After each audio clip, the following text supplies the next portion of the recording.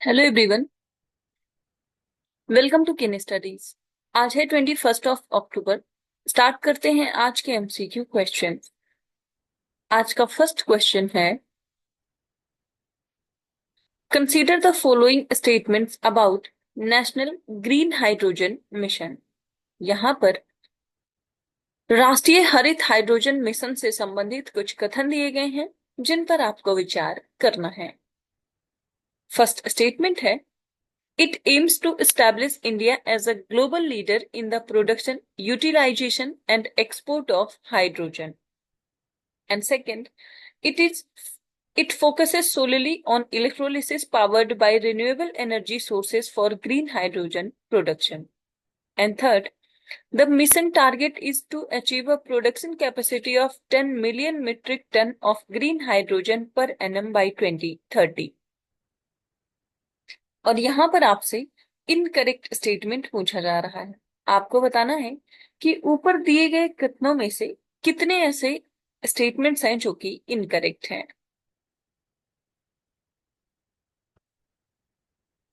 और इस क्वेश्चन में आपका करेक्ट ऑप्शन हो जाएगा ऑप्शन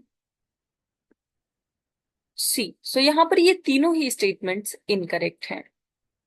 आप देख सकते हैं, so the National Green Hydrogen Mission approved by the Union Cabinet on January 4, 2023 is a vital initiative by the Indian government aimed at accelerating the country's transition towards clean energy. और इसका objective है to make India a global hub for the production, utilisation and export of green hydrogen, not just hydrogen. While the primary emphasis is on renewable powered electrolysis, the National Green Hydrogen Mission recognizes that in the initial phases, some green hydrogen might be produced using fossil fuels in conjunction with the carbon capture, and this is intended as a transitional approach.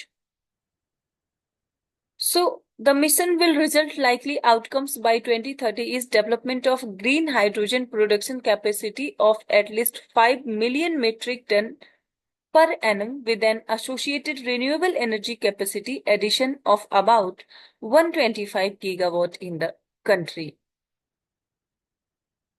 और इसके लिए जो budget outlay है 2024-2025 के लिए वो है 600 करोड़।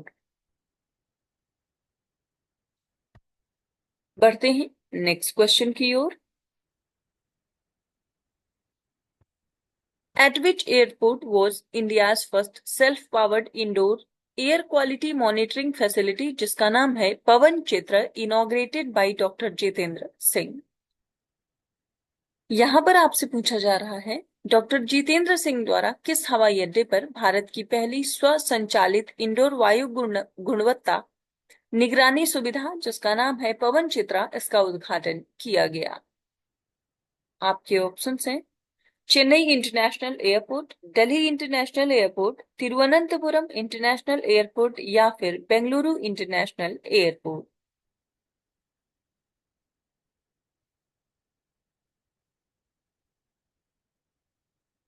और इस क्वेश्चन में आपका करेक्ट ऑप्शन हो जाएगा ऑप्शन सी। सो ये इनॉग्रेट किया गया है तिरुवनंतपुरम इंटरनेशनल एयरपोर्ट, केरला में। आप देख सकते हैं, union minister doctor Jitendra Singh inaugurated Pavan Chitra, India's first indoor air quality monitoring facility at Tiruvananthapuram International Airport. And it is an off-grid self-powered system using indigenous solar cells developed by CSIR and NIIST. So Dr. Singh also addressed a gathering of 300 SC/ST farmers and artisans, emphasizing India's leadership in biotechnology and the upcoming industrial revolution driven by the Bio-E3 policy, biotechnology, space and agriculture sector. बढ़ते हैं next question की ओर।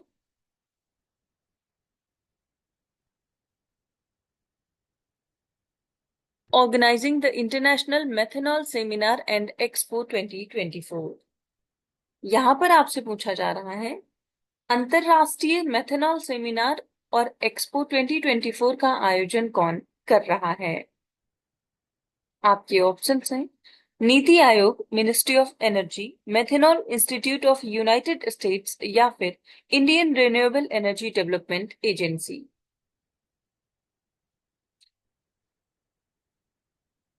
और इस question में आपका correct option हो जाएगा option A. So international methanol seminar का आयोजन किया जा रहा है नीति आयोग के द्वारा। आप देख सकते हैं NITI Aayog is organising the international methanol seminar and expo 2024 in New Delhi and the seminar is being held in collaboration with the Methanol Institute of United States. So the event will focus on methanol's role in energy transition and its applications. Dr. V.K. Saraswat emphasized methanol's versatility and importance for India's clean energy transition. आप ध्यान रखेंगे जो नीति आयोग के द्वारा international methanol seminar का आयोजन किया जा रहा है, इसका आयोजन स्थल है नई दिल्ली। इसके साथ ही नीति आयोग की बात करें तो इसका फुल फॉर्म होता है national institute for transforming India and this Aayog serves as the apex public policy think tank of the government of India और इसको स्टैब्लिश किया गया था 2015 में। इसका हेडक्वार्टर है नई दिल्ली में और इसके चेयरमैन है भारत के प्रधानमंत्री नरेंद्र मोदी। बढ़ते हैं नेक्स्ट क्वेश्चन की ओर।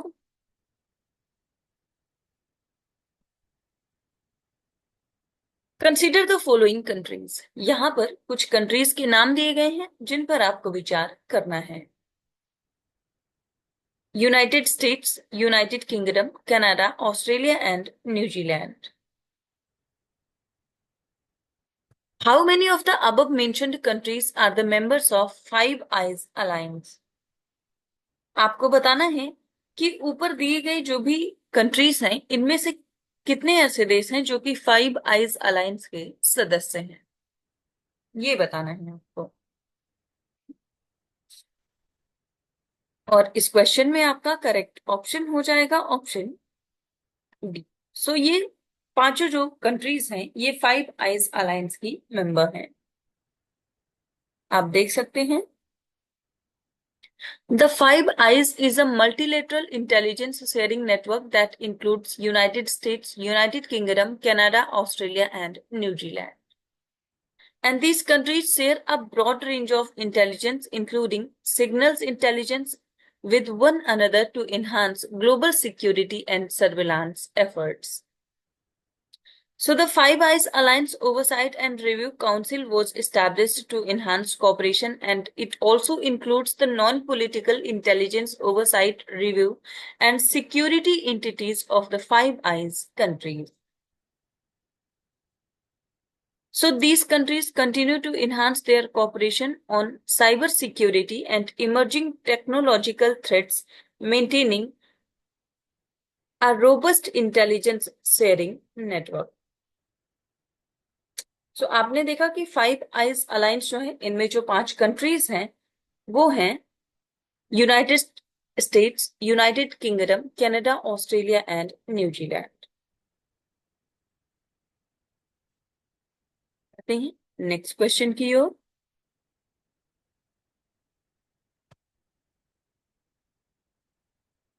Which company has recently signed a MOU with the Department of Posts under the Ministry of Communication to strengthen the logistics and e-commerce in India?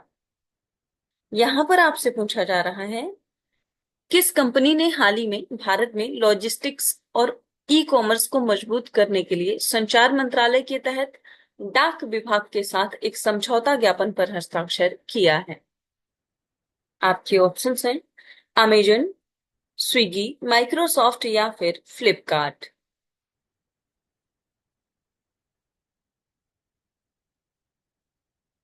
और इस क्वेश्चन में आपका करेक्ट ऑप्शन हो जाएगा ऑप्शन ए। सो ये समझौता हुआ है डिपार्टमेंट ऑफ पोस्ट और अमेजन के मध्य। आप देख सकते हैं In October 2024, the Department of Posts under the Ministry of Communication and Amazon Seller Service Private Limited signed a memorandum of understanding to strengthen the logistics and e-commerce in India. The agreement expands the previous collaboration with the Amazon using India's vast postal network to send and receive packages. So the MOU outlines key areas of cooperation including synchronization of logistics operations, knowledge sharing and capacity sharing opportunity. और आप ध्यान रखेंगे department of जो post है वो work करता है under the ministry of communication. Next question की ओर।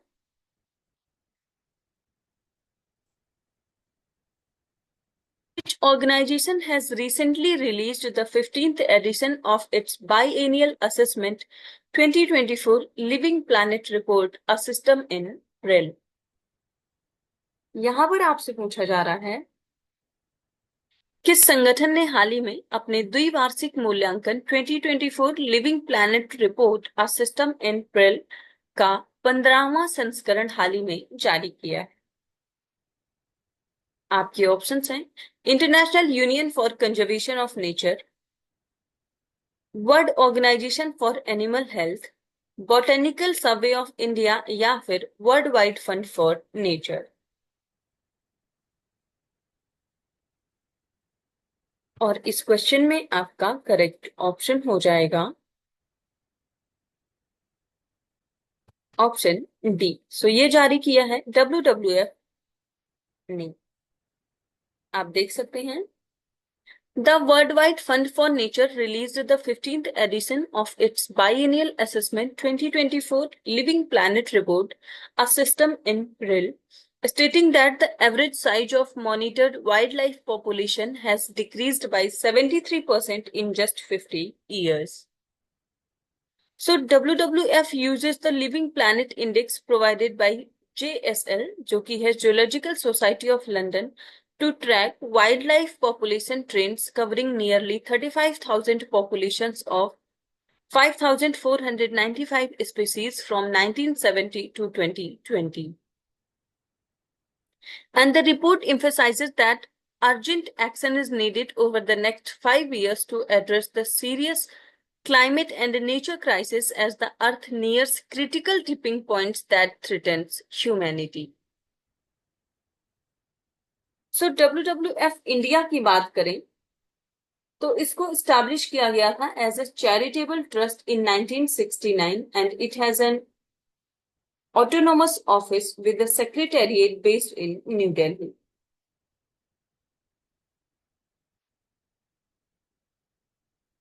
सो आज के करंट अफेयर सेशन में इतना ही। Thank you for watching. Do like, share and subscribe.